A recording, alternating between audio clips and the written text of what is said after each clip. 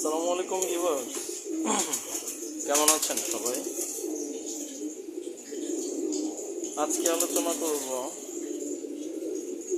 মানুষের human medicine zinc B syrup নিয়ে। Viewers দেখেন, আমি আগেও বলেছিলাম এবং এখনও বলতেছি যে হিউম্যান মেডিসিনের বিকল্প কিন্তু আর নাই।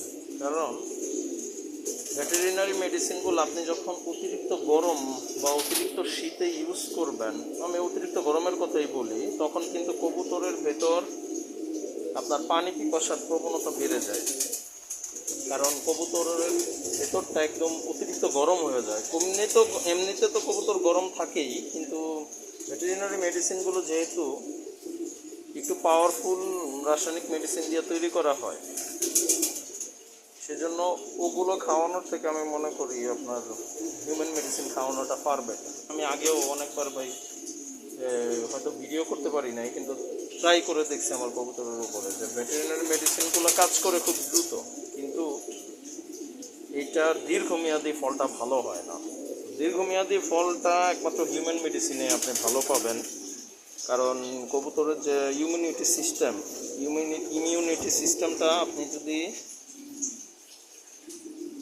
ভেটেরিনারি মেডিসিন লং টাইম খাওয়াতে থাকেন, সেক্ষেত্রে কবুতরের ইমিউনিটি সিস্টেমটা নষ্ট হয়ে যাবে। এই জন্য আমি সাজেস্ট করব আপনাদেরকে হিউম্যান মেডিসিনটা খাওয়ানোর জন্য। এখন দেখেন ভিউয়ার্স, এই জিঙ্ক বি সিরাপের মধ্যে কি কি আছে দেখেন। জিঙ্ক বি হচ্ছে একটা এসকেএফ ফার্মাসিউটিক্যালস কোম্পানি লিমিটেডের একটা পণ্য, 100 ml এর syrup, zinc and vitamin B complex syrup. হ্যাঁ, এটার মধ্যে আছে দেখেন, each 5 ml contains elemental zinc as zinc sulfate monohydrate USP 10 milligram, প্রতি 5 মিলিতে আছে। তারপর আছে thymine hydrochloride B1 USP 5 milligram. ওই যে আমরা যেটা ভেটেরিনারি মেডিসিন ইউজ করি থায়ামিন পাউডার, সেটাও কিন্তু এখানে আছে দেখেন ভিউয়ার্স। তো যাদের পায়ে সমস্যা, প্যারালাইসিস, এক্ষেত্রে কিন্তু এটা খুব বেশি ভালো কাজ করবে। আবার দেখেন দেওয়া আছে রিবোফ্লাভিন B2 2 মিলিগ্রাম। রিবোফ্লাভিন কিন্তু মুখের ঘা নিরসনে খুব কার্যকর ভূমিকা পালন করে। যারা মুখের ঘায়ের জন্য সবসময় উদ্গ্রীব থাকেন, উতলা থাকেন, যে ড্যাম খাবার খাওয়ান, সেক্ষেত্রে কিন্তু এটা খুব ভালো কাজ করবে। আর আমি বলবো কবুতরকে সবসময় ফ্রেশ খাবার দিবেন, আর ভেজে দেওয়ার চেষ্টা করবেন। চুলায় ভেজে দিলে ওই ব্যাকটেরিয়াগুলো মারা যায়। তো ড্যাম খাবার বাজার থেকে কিনবেন না, এগুলো খাওয়ালে কবুতরের মুখে ঘা হয়। আচ্ছা, রিবোফ্লাভিন B2টা ঘায়ের কাজ করবে বিরুদ্ধে, অ্যাজ রিবোফ্লাভিন 5 ফসফেট সোডিয়াম। কি তুমি এদিকে আসছো কেন? যে একটা কবুতর আমার হাতে আসছে, দেখেন কি জানি বলতেছে আমাকে, ক্যামেরা করতেছে। দেখেন ভিউয়ার্স, কি সুন্দর দৃশ্য। আচ্ছা, হ্যাঁ, এমন করো না, আমি ভিডিও করতেছি, যাও যাও যাও যাও, তুমি অন্যদিকে যাও বাবা, অন্যদিকে যাও। আচ্ছা, এরপরে আছে দেখেন পাইরিডক্সিন হাইড্রোক্লোরাইড, যেটা B6-এ আছে USP, নিকোটিনামাইড আছে B3-তে USP 2 মিলিগ্রাম। পাইরিডক্সিন হাইড্রোক্লোরাইড B6-এ আছে 2 মিলিগ্রাম, আর নিকোটিনামাইড B3-তে আছে USP 20 মিলিগ্রাম। দেখেন একটা 5 ml সিরাপের মধ্যে, এই জিঙ্ক বি সিরাপের প্রতি 5 ml এতগুলো জিনিস আছে।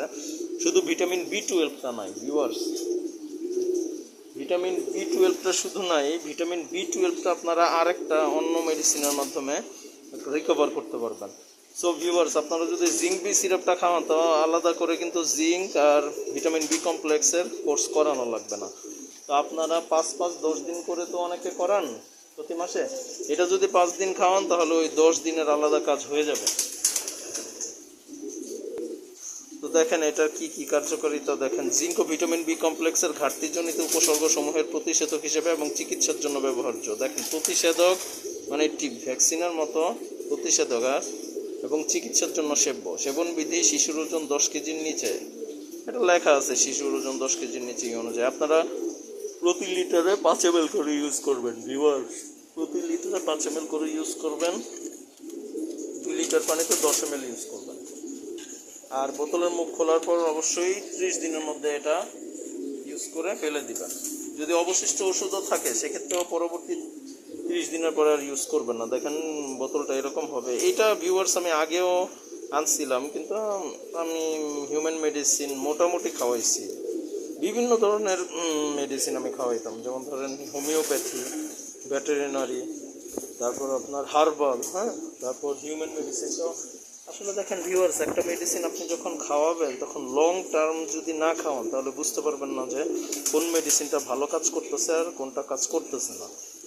আপনি হিউম্যান মেডিসিনগুলো দেখবেন ভেটেরিনারি মেডিসিনগুলোর মতো এত তাড়াতাড়ি কাজ করবে না, আস্তে আস্তে কাজ করবে, কিন্তু খুব ভালো কাজ করবে এবং কবুতরের ইমিউনিটি সিস্টেমটা ভালো রাখবে। এইগুলি কিন্তু ভিউয়ার্স আমরা বাচ্চাদেরকেও খাওয়াই হিউম্যান মেডিসিন। আর আরেকটা জিনিস সবসময় বলি, হিউম্যান মেডিসিনের গুণগত মান কিন্তু 100তে 100 থাকে। এটা একদম ল্যাব কর্তৃক পরীক্ষিত এবং অনুমোদিত থাকে, সার্টিফাইড থাকে। তা না হলে তো বাজারে ছাড়ার অনুমতি দিবে না সরকার, যেহেতু মানুষের ওষুধ। আর মানুষের ওষুধের যেহেতু গুণগত মান সবচেয়ে ভালো, তো আমি মনে করি কবুতরকে প্রত্যেকটা ক্ষেত্রে আপনি মানুষের ওষুধ খাওয়ানোর চেষ্টা করবেন। আর আরেকটা জিনিস হচ্ছে, গ্রামাঞ্চলে কিন্তু ভেট মেডিসিন পাওয়াও যায় না। এই হিউম্যান মেডিসিন যদি ঠিকমতো আপনি প্রয়োগ করতে পারেন এবং বুঝেন যে কোনটার জন্য, কোন উপসর্গের জন্য কোনটা ইউজ করতে হবে, সেক্ষেত্রে আপনারা কিন্তু খুব ভালো ফল পাবেন ভিউয়ার্স। আর আরেকটা জিনিস বলি, যখন রোগ হয়ে যাবে, সেকেন্ড স্টেজে চলে যাবে রোগ, সেক্ষেত্রে আপনারা ভেট মেডিসিন ইউজ করেন, সমস্যা নেই। যেহেতু কবুতর বাঁচাতে পারতেছেন না, সেক্ষেত্রে আপনি ভেট মেডিসিন দিয়ে অবশ্যই বাঁচানোর চেষ্টা করবেন। কিন্তু ভিউয়ার্স, আপনারা ভিটামিন মিনারেলসের ক্ষেত্রে হিউম্যান মেডিসিনের বাইরে যায়েন না, কারণ ভেট মেডিসিন অনেক ধরনের আছে, তো বিভিন্ন ধরনের মেডিসিন, এত মেডিসিন আপনি খাওয়াইলে আপনারও মাথা খারাপ হয়ে যাবে, আর লিস্টও মেনটেন করা কষ্ট হয়ে যাবে। এটার পর এটা খাওয়াবেন, এটার পর এটা খাওয়াবেন, কোনটার পর কোনটা, কত যে লিস্ট ধরে খাওয়াইছি ভিউয়ার্স জীবনে। এই জন্য বললাম আর কি, দরকার নাই এত মেডিসিন খাওয়ানোর। কবুতরকে যত কম মেডিসিন খাওয়াতে পারেন ততই ভালো। হিউম্যান মেডিসিন রাখবেন লিভ অয়েল সিরাপ বা পোগো সিরাপ মাল্টিভিটামিনের জন্য, জিঙ্ক বি সিরাপ রাখবেন, আর রাখবেন ক্যালসিয়াম কেভিক সি প্লাস।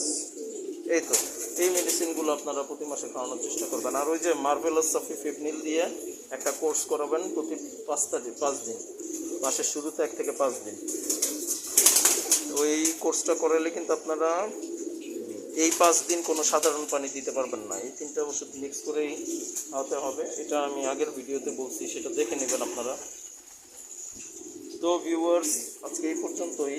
চ্যানেলটি অবশ্যই সাবস্ক্রাইব করে সাথেই থাকবেন, পাশে থাকা বেল আইকন বাজিয়ে দিবেন। আর ভিডিও ভালো লাগলে সেটা লাইক, কমেন্ট এবং শেয়ার করে দিবেন। আর আপনারা কমেন্টে জানতে চাবেন যে কী ধরনের সমস্যার সম্মুখীন হচ্ছেন কবুতর এবং হাঁস মুরগি পালতে গিয়ে। ভিউয়ার্স, এই মেডিসিনগুলো কিন্তু হাঁস মুরগিকেও খাওয়ানো যায়। একটা জিনিস মনে রাখবেন, যেহেতু মানুষের মেডিসিন, সাইড ইফেক্টের কথাও ওইভাবে চিন্তা করেই বানানো হয়েছে। তো আপনারা ভালো থাকবেন সবাই, আশা করি। আসসালামু আলাইকুম।